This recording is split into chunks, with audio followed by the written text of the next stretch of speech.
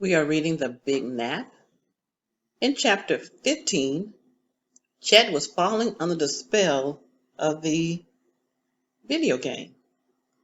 So will he come out of that? Will he be able to solve the mystery? Let's find out what chapter 16 holds. Zombie Jamboree.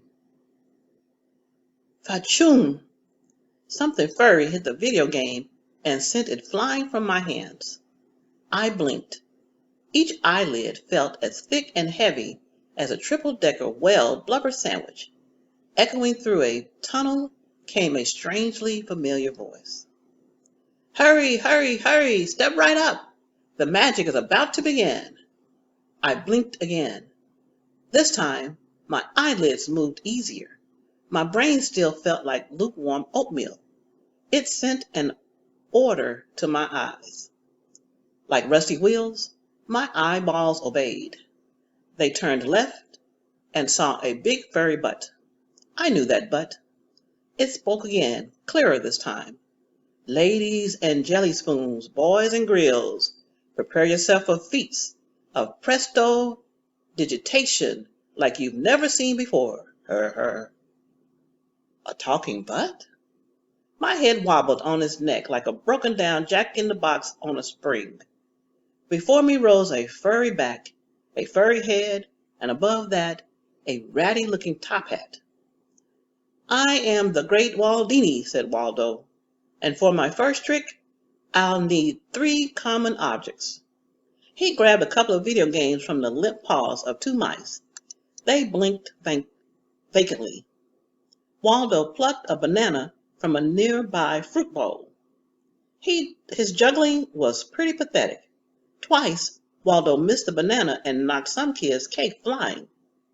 Hey, we didn't order a magician. It was Fredo the muskrat, back in the game. His eyes narrowed suspiciously. Feeling was flowing back into my body, like a milkshake into a glass. I shifted and scanned the room. Most of the kids were still staring, hypnotized, at their video games. A handful watched Waldo. Fredo and the weasels had gathered into a knot at the back of the room. They frowned like a pack of vice principals uncovering vice. Time to move. I lurched to my feet. Ladies and germs, for his next trick, the great Waldini will do his famous disappearing act. Waldo shot me a puzzled frown. What do you mean? He whispered. I'm just getting started. I grabbed Waldo by the elbow. Everyone, please close your eyes and count to 3, I said. 1, 2. Those who weren't hypnotized still stared at us. So much for that trick. I looked out the window and gasped like a soap opera star just before a commercial. Look, it's the Mighty McMuffin. That did it. As everyone turned to look, I stumbled rubber-legged into the hall with Waldo in tow. We waded through the thick carpeting toward, I hoped, the door. I wished I'd left a trail of breadcrumbs. Well, what's the big idea? Said Waldo. I was a hit. I was killing that audience. Yeah, and if you'd stayed, they would have killed you. Waldo pouted. I staggered. We came to a fork in the hallway. Right or left? Which way is it going to be, Buster? Someone said. I stepped forward. Natalie, I cried. She leaned against the wall of the right-hand corridor with an easy smirk. Well, it ain't Trey Bien, the French fried potato bug, said Natalie. Angry voices clamored behind us. Sounds like I'm just in time to save your bacon, she said. Good thing I followed you. I had a feeling. Hold that feeling, I said, and let's go. She pointed along the right passageway, and we trotted down its winding length. Does all this have something to do with Zombie Central? Asked Natalie. She flapped just above us. The hallway was that wide. Yep, I said. Waldo was right. Fredo is the zombie master, and he's tricked these poor weasels into helping him. Waldo gasped. I was right?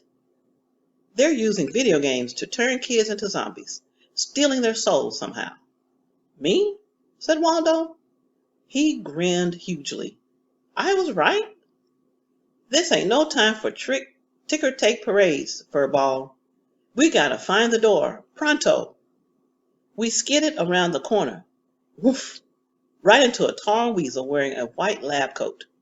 Round glasses covered his eyes, and a fancy stethoscope dangled from his neck. Even though we bumped him, the weasel stayed as calm and unruffled as a cement pond.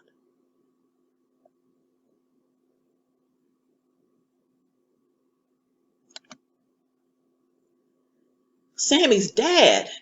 He'd soon put a stop to this spooky business.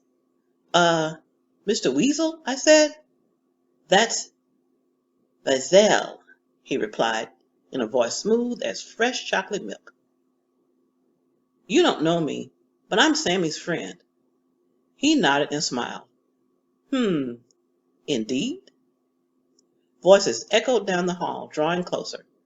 Listen, this evil muskrat zombie master has corrupted your kids. He's using them to turn my classmates into zombies. You gotta stop it. Mr. Vizel's bristly eyebrows inched up slightly. He's corrupting my children? Well, well. For a concerned father, he didn't look too concerned. Chet's telling the truth, said Natalie. The tall weasel nodded again. His bushy tail twitched. Oh, I believe him, he said, except for one small detail. I frowned. What's that? I asked. You see, my children are corrupting Fredo. Mr. Vizel's glasses twinkled. And actually, I'm the zombie monster. Zombie master. Darn. Well, we see the plot thickens. Not only is Fredo not the zombie master, but Sammy's dad has revealed himself as the evil villain. So, will Chet and his friends escape the evil plot of Mr. Vizel? Or will they become zombies too? We'll find that out in chapter 17. So stay with me.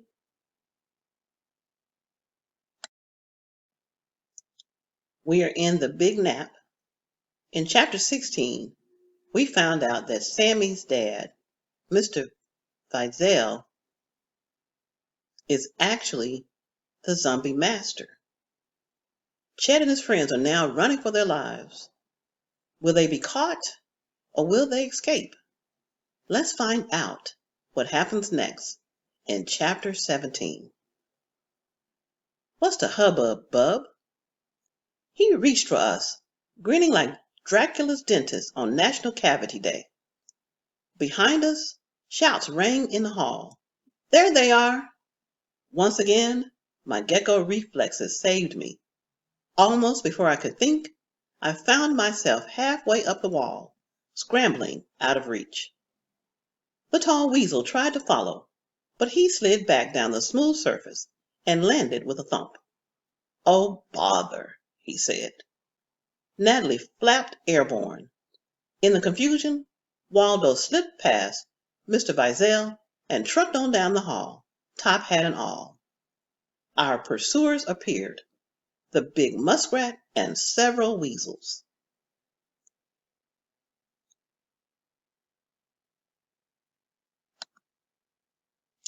Mr. Vizel barked orders.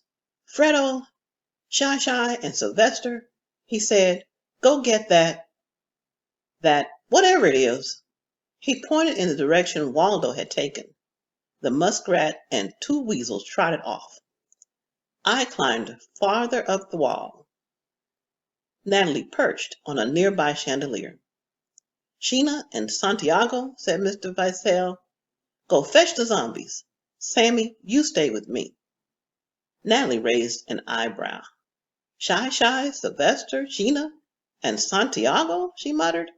What kind of cruel dad are you? I heard that, said Mr. Vizel. He and Sammy glared up at us. Their eyes were colder than the Ice Queen's tootsies. Don't mock my family, he growled. Family is everything.